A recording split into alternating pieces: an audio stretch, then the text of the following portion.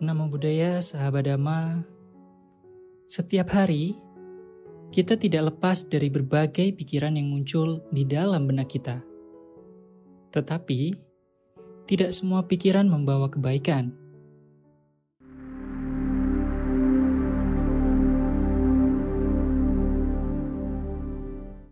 Di balik banyak keputusan dan tindakan kita, ada 3 jenis pikiran yang bisa membawa kita pada penderitaan dan kerusakan. Pikiran yang dipenuhi oleh nafsu, kebencian, dan kekerasan. Ketiga pikiran inilah yang disebut akusala witaka, dan jika tidak dikenali serta dikendalikan, mereka dapat menguasai hidup kita, menjauhkan kita dari kedamaian dan kebahagiaan sejati. Bagaimana ketiga pikiran ini bekerja dalam kehidupan kita, dan bagaimana kita bisa mengatasinya sebelum mereka menjerumuskan kita lebih dalam? Dalam ajaran Buddha, pikiran adalah sumber utama dari segala tindakan, baik yang bermanfaat maupun yang merugikan. Apa yang kita pikirkan menentukan bagaimana kita bertindak, merasa, dan akhirnya menentukan nasib kita. Salah satu aspek penting yang diajarkan oleh Buddha adalah mengenali dan mengendalikan akusala witaka, atau pikiran-pikiran yang tidak bermanfaat yang dalam jangka panjang membawa kita pada penderitaan. Dalam Anguttara Nikaya 3, halaman 446, ada 3 macam akusala witaka yang perlu kita waspadai. Yang pertama kama witaka atau pikiran nafsu indria, yang kedua biapada witaka atau pikiran kebencian, dan yang terakhir wihimsa witaka atau pikiran kekerasan. Ketiganya saling berkaitan dan menjadi akar dari banyak tindakan buruk dalam kehidupan sehari-hari.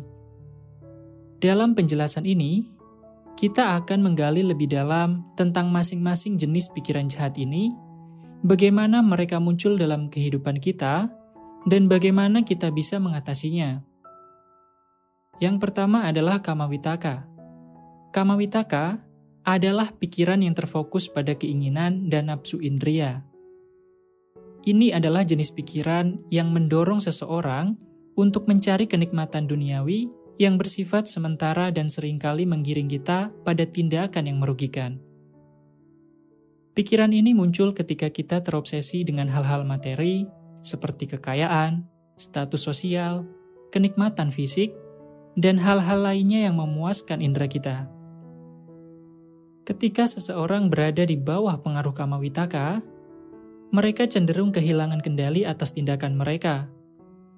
Pikiran ini memicu dorongan yang kuat untuk memiliki atau menguasai sesuatu. Bahkan, jika hal itu melanggar moral atau prinsip etis. Misalnya, seseorang yang dipenuhi dengan kama witaka mungkin berbohong, menipu, atau berbuat curang untuk mendapatkan kekayaan atau kekuasaan. Penting untuk dipahami bahwa kama witaka tidak hanya menyangkut keinginan fisik, tetapi juga pikiran yang mengarah pada obsesi akan hal-hal duniawi. Untuk mengatasinya, Buddha mengajarkan praktik renunciation atau pelepasan. Melepas keterikatan pada hal-hal yang bersifat materi dan berfokus pada kebahagiaan sejati yang berasal dari dalam diri. Yang kedua adalah biapada witaka. Biapada witaka adalah pikiran yang dipenuhi oleh kebencian dan niat buruk. Ini adalah pikiran negatif yang timbul ketika kita marah, dendam, atau merasa benci terhadap orang lain atau situasi tertentu. Kebencian ini bisa bermanifestasi dalam berbagai bentuk, mulai dari kebencian yang diam-diam hingga tindakan agresif yang jelas terlihat. Pikiran kebencian ini bukan hanya merugikan orang lain, tetapi juga merusak kedamaian batin kita sendiri. Saat kita dipenuhi oleh biapada witaka, hati kita menjadi gelap, dan kita kehilangan kemampuan untuk merasakan cinta, kasih sayang, dan pengertian terhadap orang lain. Pikiran ini menyebabkan stres, kecemasan, dan bahkan penyakit fisik karena emosi negatif yang tak terkendali. Untuk mengatasi Byapada Wittaka, Buddha menganjurkan untuk mengembangkan metta atau cinta kasih dan karuna atau belas kasih. Melalui meditasi dan latihan cinta kasih, kita bisa belajar untuk memadamkan kebencian dan menggantinya dengan rasa cinta dan pengertian. Dengan mengalihkan fokus dari kebencian ke cinta kasih, kita bisa melepaskan diri dari siklus penderitaan yang disebabkan oleh Byapada Wittaka.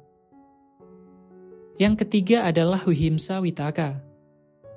Vihimsa Wittaka adalah pikiran yang terarah pada kehendak untuk menyakiti, baik secara fisik maupun mental.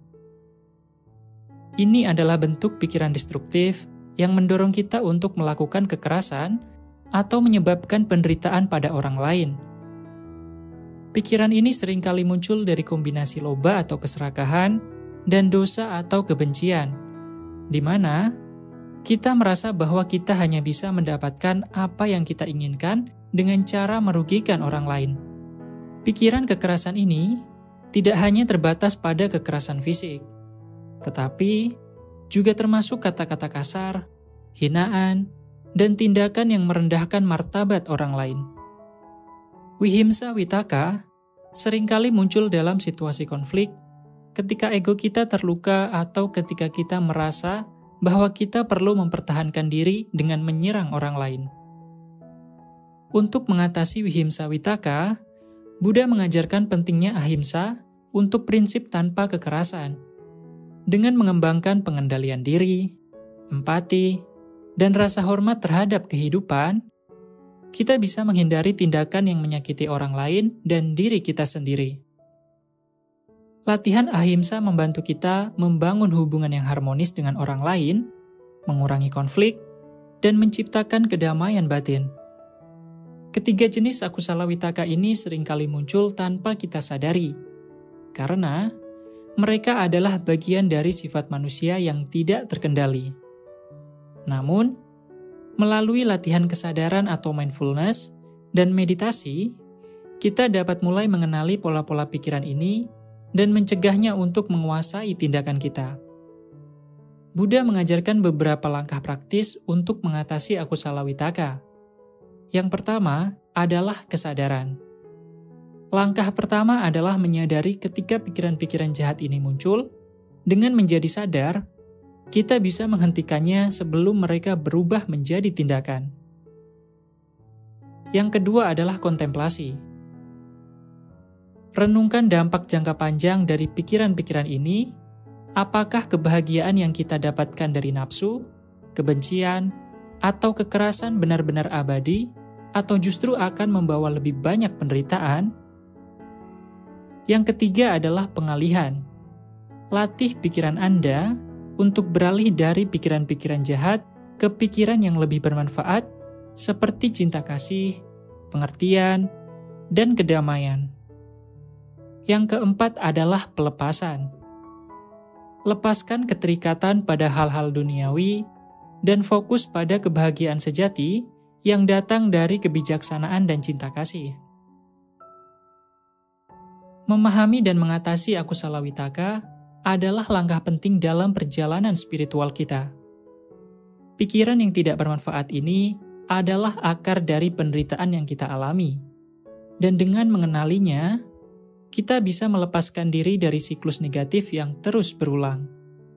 Melalui latihan kesadaran, meditasi, dan pengembangan cinta kasih, kita dapat menggantikan kama wittaka, byapada wittaka, dan vihimsa wittaka dengan pikiran-pikiran yang lebih bermanfaat, membawa kita menuju kehidupan yang lebih damai, penuh cinta, dan kebijaksanaan.